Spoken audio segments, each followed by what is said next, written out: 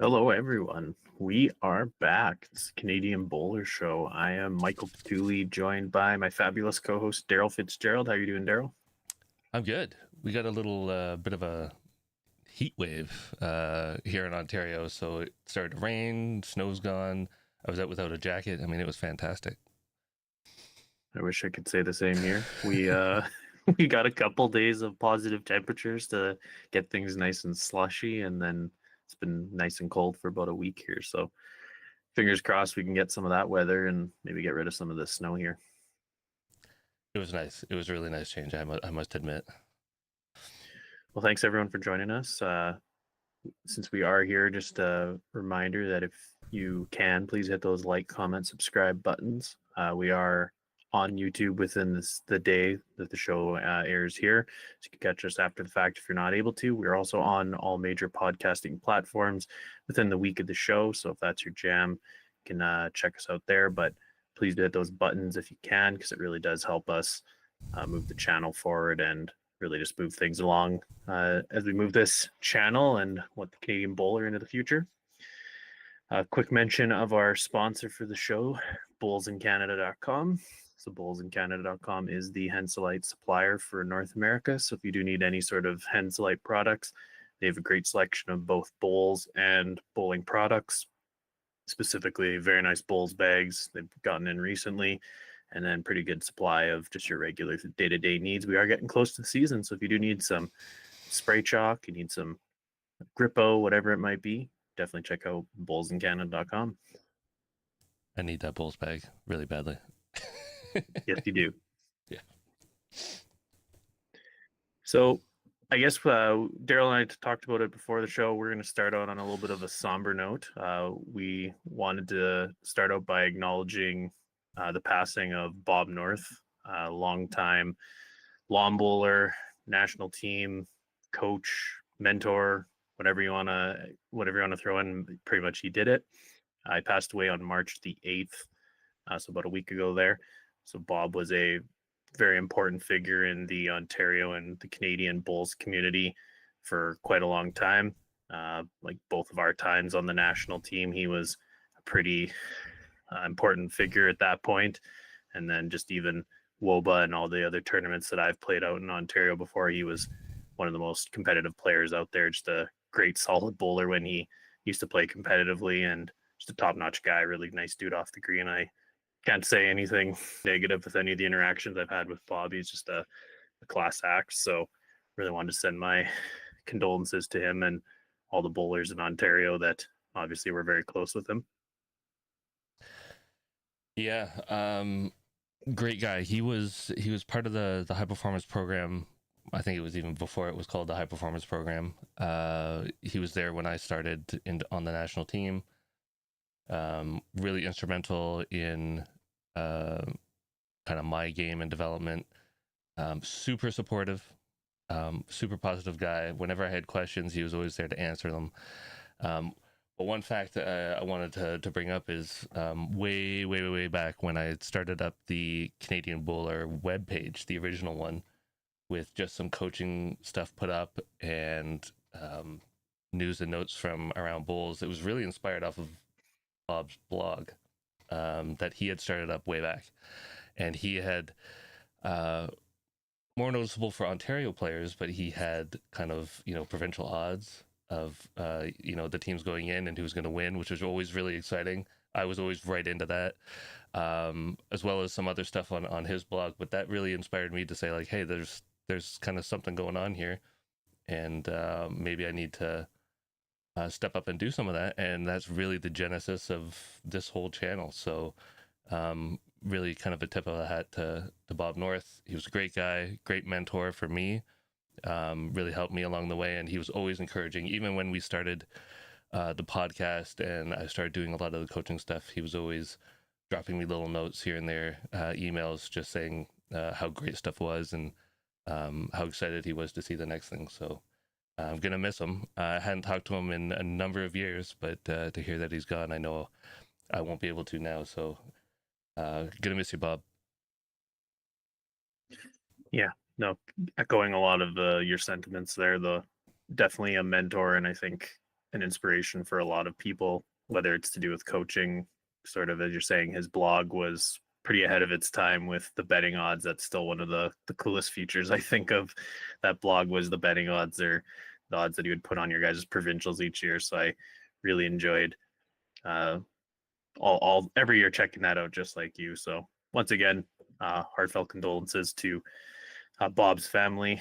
I know he'll be well missed by all the players out there in Ontario and just everyone in Ontario. Absolutely. Okay, so we do have a fair bit of stuff to cover here today. Figured I'll throw this one in there, just a curveball at you, Daryl. Last show when we talked about the nationals, we were just talking about the format. Bowls Canada did announce the actual host venue for nationals, so we can now say that Bowls Canada is going to be hosting both the majors and the juniors at the Commonwealth Lawn Bowling Club in Edmonton. So they made that announcement. Was that roughly about a month ago? Not quite a month ago, Daryl, is that right? Yeah, it was just after the last show, and I think it's been a month since we did the last show, so yeah, that's about right. Yep, sounds about right. So they made that announcement. I'm just trying to get the dates open right now. 1 second here.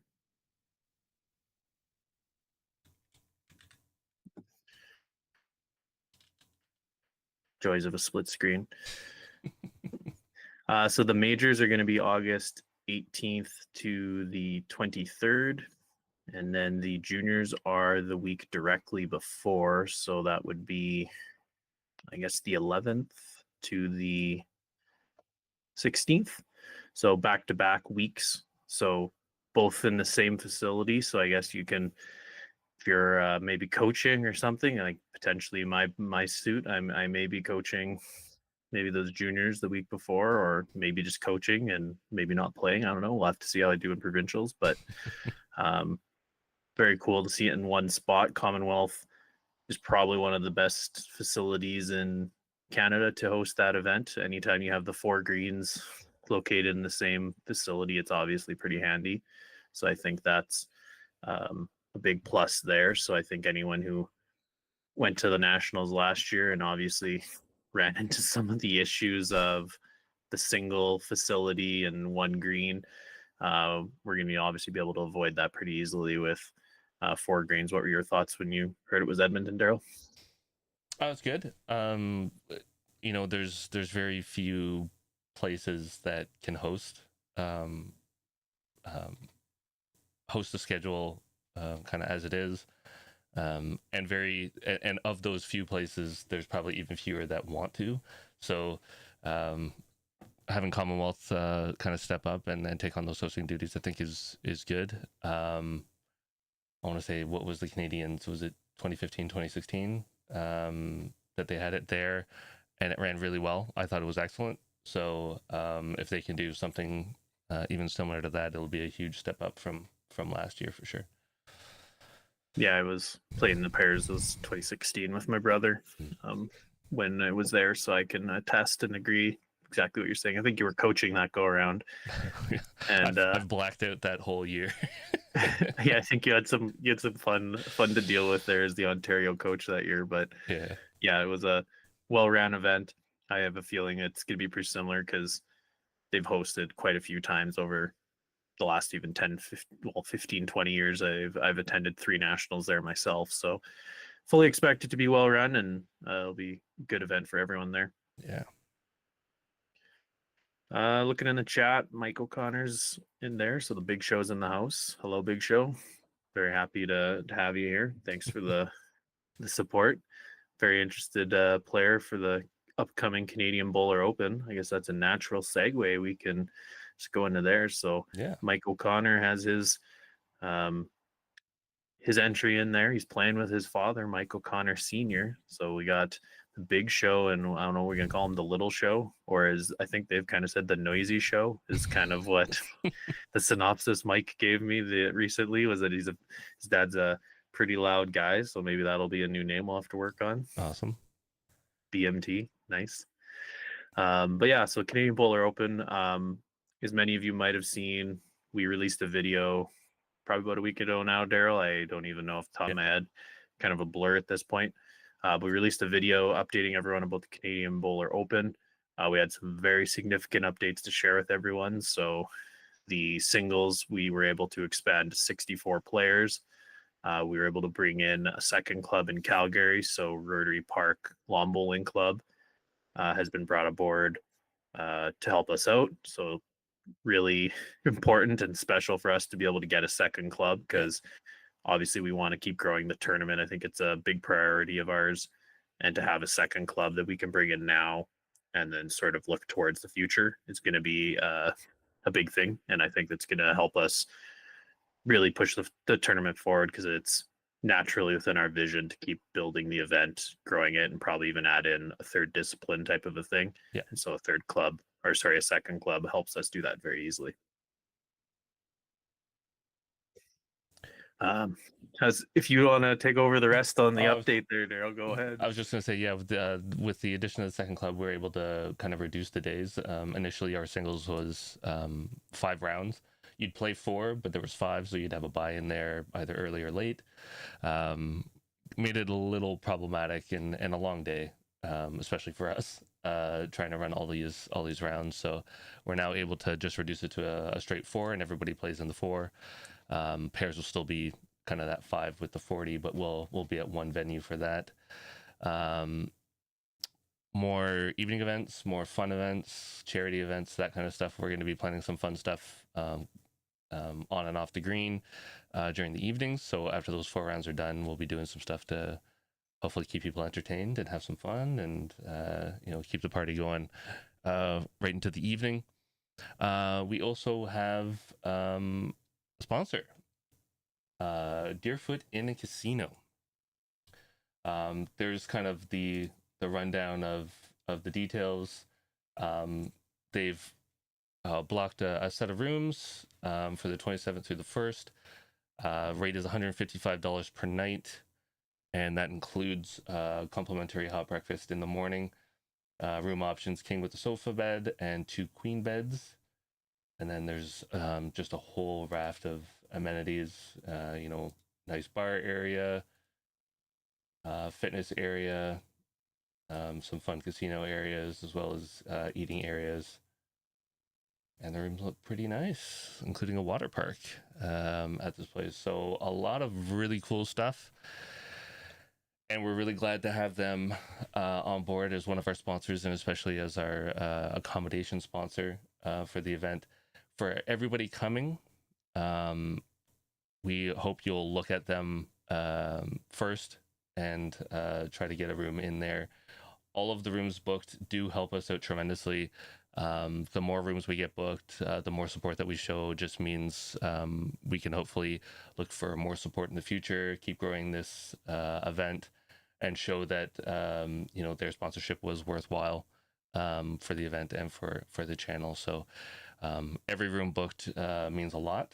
So with that rate, I think you'll be hard pressed to find another hotel that's going to meet that kind of need and offer as much. So take a look at them first when you're thinking about it. But great stuff for the CBO, growing, expanding, and now we're trying to fill in all the gaps and get all the other stuff covered.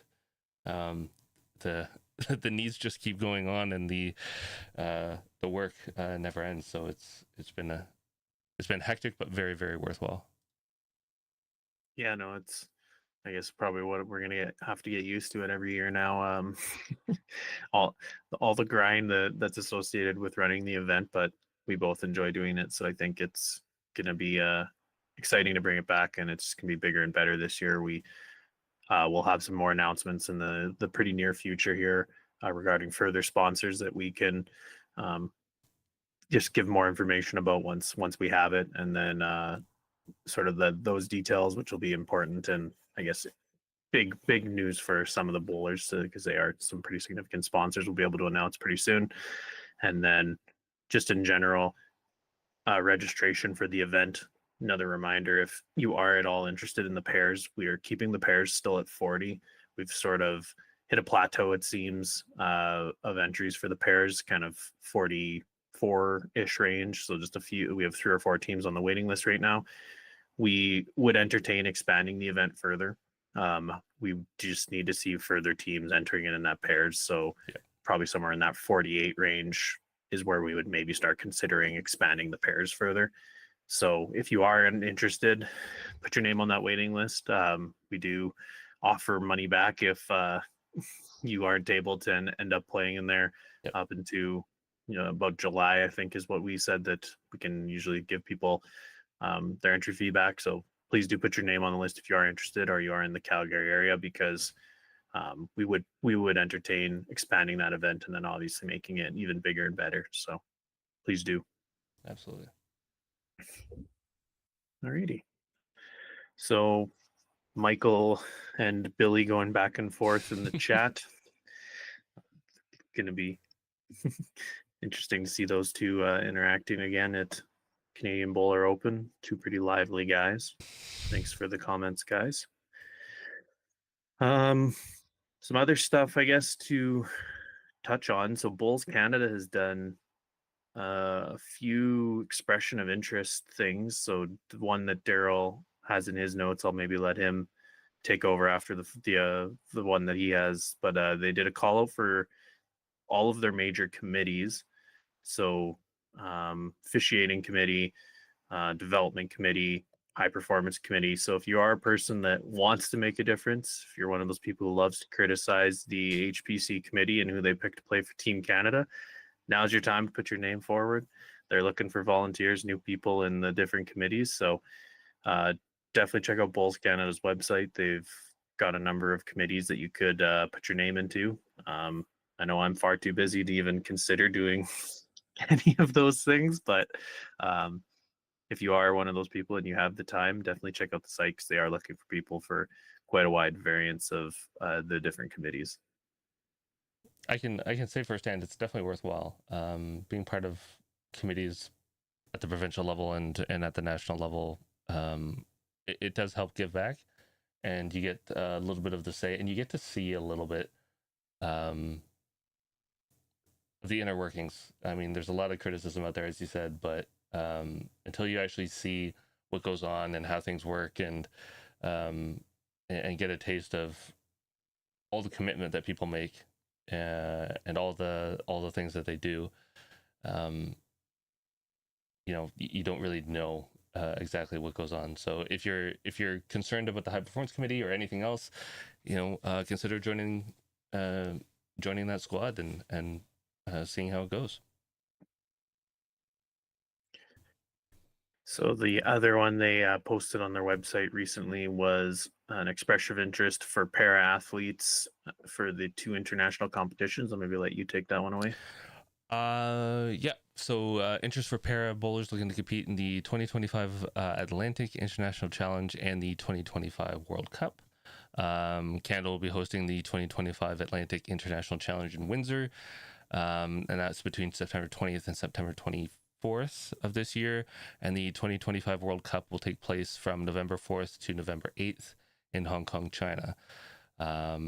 They note that there may be some additional travel required for training camps and or earlier travel dates to accommodate time differences and preparations for the events. But their expression of interest form does note all those pieces in it. Go check out bowlscanada.ca. The form is posted in their news article. You can also check their Facebook page out as well, and they'll have that on there. But if you're interested and you're a para bowler, definitely think about entering in these. It's a growing area in the sport in Canada, and we definitely need all the bowlers we can to make it really, really competitive. Yeah, no, it's a big developing area for Canada, because I think we touched on the World Cup last show. Now that's a new pretty big event that's being pushed by World Bowls. So I think to have that group of people, the para bowlers, included in it is a big thing. And then to also have those opportunities available for our para bowlers is important. So if you are a para bowler, please do check out the website, because those are big opportunities, and might as well throw your hat in the ring if you are interested. Absolutely. Yeah.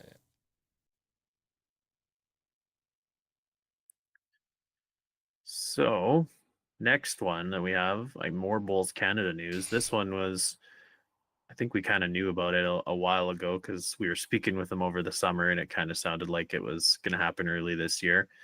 But Jake Schuknecht, the Bulls development manager for Bulls Canada, is moving on. He is no longer working for Bulls Canada as of Friday, May 2nd, 2025. So just about another month, and that'll be the end of Jake. So I guess did you have a graphic there? Oh, I do. I was expecting the graphic. There There he we go. is. There he is. Stole that one from Bull Canada, but 9 years. Time Nearly flies. 9 years of dedication. He started. I think we both exited the national team in and around the same time, and he kind of moved on to work for Bulls Canada, and I moved into coaching, and we've been kind of paralleling each other on that side ever since. I've been working with Jake a lot in the office with coaching development, national team coaching, all that kind of stuff. He's done a tremendous amount for Bulls in Canada. A lot of stuff that nobody even knows about, just because it's kind of behind the scenes. It's not like a big event, but he worked all the logistics, added streaming in, all that kind of stuff for the national championships, and he did a lot of that almost solo at times. So hats off to Jake on a great career with Bulls Canada, and I'm interested to see where he goes and what he does in the future. Yeah, no, same here. Like he was literally bowled against him in juniors when I was a teenager, so we've known each other for most of our lives. It's very interesting when he did pivot and transition to the Bulls Canada role to sort of be an employee there, but he's been pretty important, well, integral, I would say, in a lot of the things BCB's done over the last 10 years. So sad to see him go because I don't think there's probably a more well-versed person to work for the sport of bowls than Jake would have been, because when you're a bowler and you're passionate about the sport, you obviously care about it more and you understand things a little more. Because I think it's almost one of the problems we have is we bring in people from other sports usually who work for us in our Bowls Canada offices or different sports offices, and they usually don't know much about bowls, or you sort of have to teach them it usually to sort of bring them up to speed. So it'd be definitely hard to see Jake go, but as you said, very excited to see what he ends up doing in his future because he's a pretty darn smart guy. So I expect to see some great things from him down the line.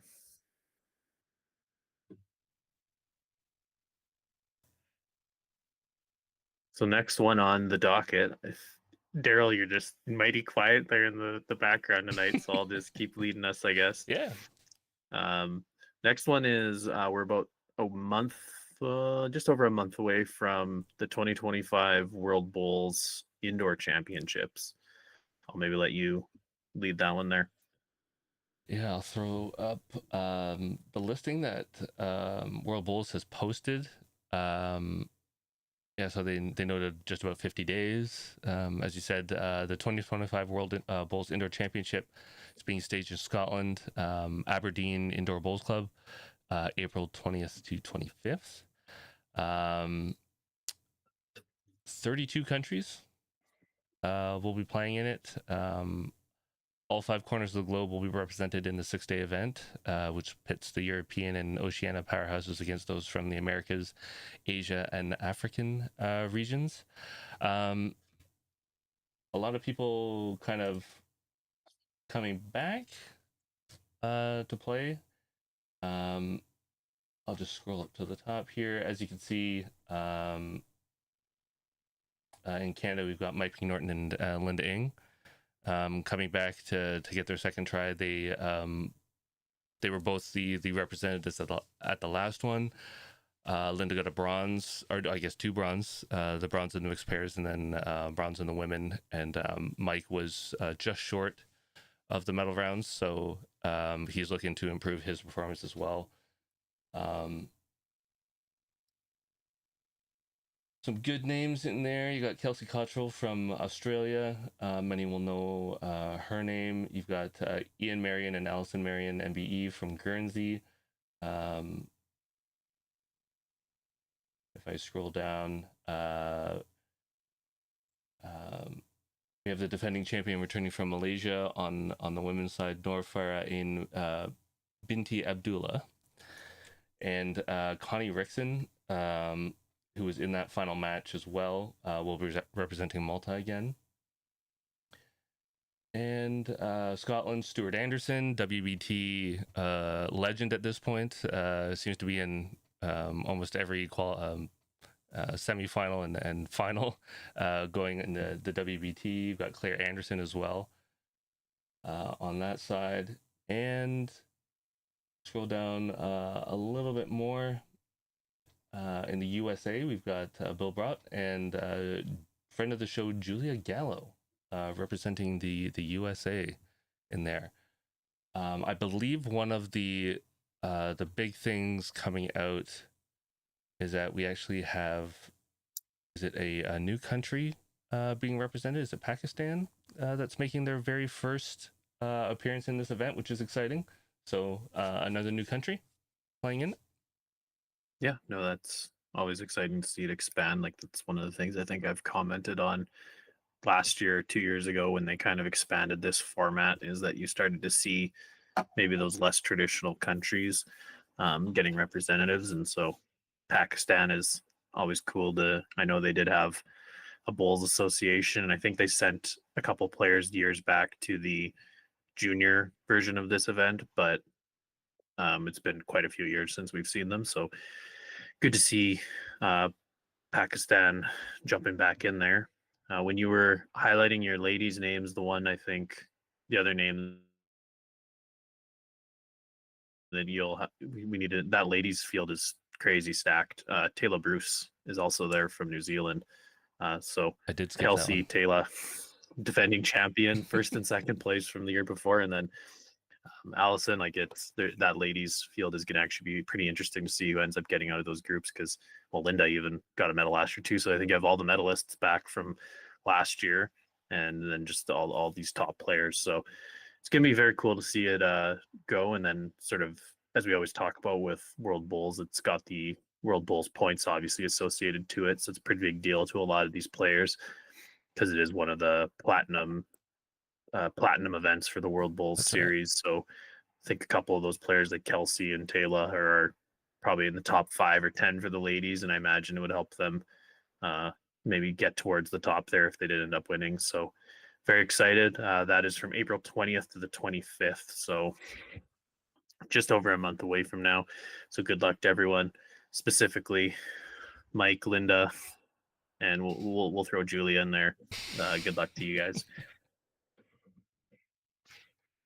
Got a good chance. They did well last year, so if they can maintain that and even just take another step up, who knows what they can do. That's pretty cool. And obviously, the UK have some pretty world-class indoor facilities out there, so I'm sure that they'll be playing on some really good surfaces. Yep. Very, very true with the surfaces. Just reading the comments in the chat there from the big show. Jason Evans just won the South African Masters. Oh, very cool. So yeah, he's well up to date with the happenings in South Africa. Usually lets me know about them. So thanks for the the info, Mike. It's always cool to see the different things that are happening there. And obviously, for a 7th title, that's pretty crazy. That's quite a few titles to win for anyone, especially if you're winning a country like South Africa. So yeah, at this point we're mid-March, getting close to the bowl season. Or you starting to get a little excited there, Daryl? Or sort of, I guess last episode you were a little tepid with the nationals and sort of planning your season. So what's your thoughts? That hasn't changed much, to be perfectly honest. But planning has been underway. Really just reaching out to the 4 other guys that I was playing with last year, seeing what their plans are, what events they're looking to play in, who's matching up. It really comes down to for me and for a couple other guys on the team that four weekends just isn't possible, especially if we plan to do anything else. So we're looking at most of us just playing in two, and it'll be mix and match and trying to grab some other people to play with us. So doesn't make it ideal because all four of us really enjoyed playing with each other, so makes it more difficult. But the planning has begun. My big thing looking forward to is obviously CBO. It's our thing, so that's an exciting thing for us. But planning out WOBA and getting that, the Bill Becker pairs before that, and looking for some other events to play in that can fill in some of those gaps, or might be some new exciting things to play in. So just really looking at the schedule and what I can plan should be exciting. I'm curious as to how this year is going to go and how people like it.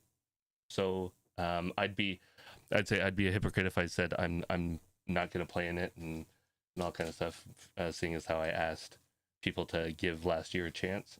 So that's exactly what I'm doing. Give this year a chance, see how it goes, and hopefully it goes really well. Yeah, I'm going to be interested to see what the different provinces end up doing too, because they kind of gave every province what, I guess, not necessarily the right, but the ability to choose how they're going to run it. Like Saskatchewan, we're doing individual events, same as Ontario. My quick scrolling before the show looked like Alberta was doing their weird format they did last year. Pairs and Obviously, singles. yes, looks like the results were pretty good last year. So Mhm. I guess if it ain't broke, don't fix it. But again, could be some weird combos of teams they get there, but we'll see. Um, yeah, it's hard to say what everyone does because it's hasn't really been fully announced. It sounded like BC is back, which is obviously an important thing to see our major Yeah. provinces all represented. So I'm excited to hopefully get there myself, but you never know. I might be more of a coach this year than anything.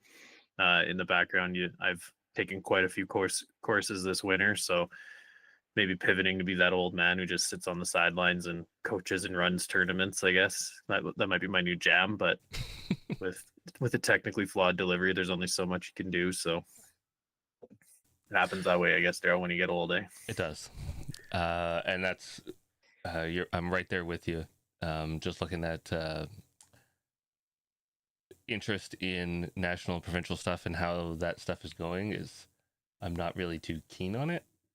Doesn't really, spark the interest. So for me, it might just be pulling back and running some coaching clinics and trying to do that player development that everybody wants, but there's not enough out there of it. So picking up my socks on that, helping coach and develop more coaches, and playing fun events, things that really are exciting and are new. So that's probably the way it's going to go. But we'll see how this year goes. It'll all kind of come out in the wash at the end, and then we can do an honest review of how things went provincially and nationally, and see if the changes that the provinces did and the national format did paid off. Yeah, no, good points there. If we were speaking about WOBA at one point, if anyone listening is looking for teammates for WOBA, please do let me know. Send me some messages. Daryl said I wasn't up to par to play with him, so It's true. I am looking for a couple players for a team. So anyone interested, let me know. I do want to go out and play in that event again. I love WOBA and would love to find a team. I just need to find some players. So if anyone is available, please let me know. Mike in the chat making fun of me. So yeah, thanks, Mike. I'll do my best to try and bring my A game for the team. I think I beat myself up a little more. I'm probably not a bad player. It's just you know how it goes when you get old. All right. So since we are, I think we've covered everything we meant to cover, Daryl. Is that right? It is. Yeah, we've gone through all the major events. I mean, most of the major events that popped up, and some of the announcements that went on. Is there anything else that you wanted to chat about?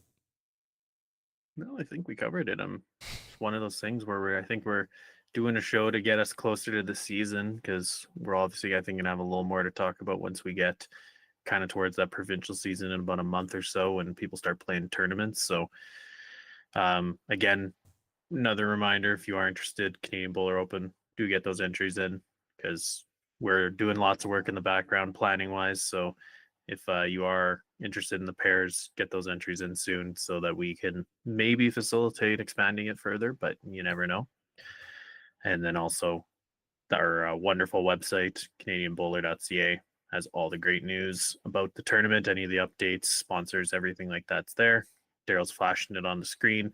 If you are here, please do hit those like, comment, subscribe buttons. It helps us immensely. When you hit those buttons, just really helps drives the show forward. And really, we are putting everything we get from this channel directly into Canadian Bowler Open, all the offerings we have. So we appreciate all the support we've been getting. And please do continue to hit those buttons. One other plug for bowlsincanada.com, Penslite supplier for North America. Great supporter of the show, last year's event and this year's event. So we're very excited to partner with them. So please do check out their website. They have all your bowls needs met there. So thanks for joining us, everyone. Thank you, Daryl. And with that, may all your bowls be touchers. See ya.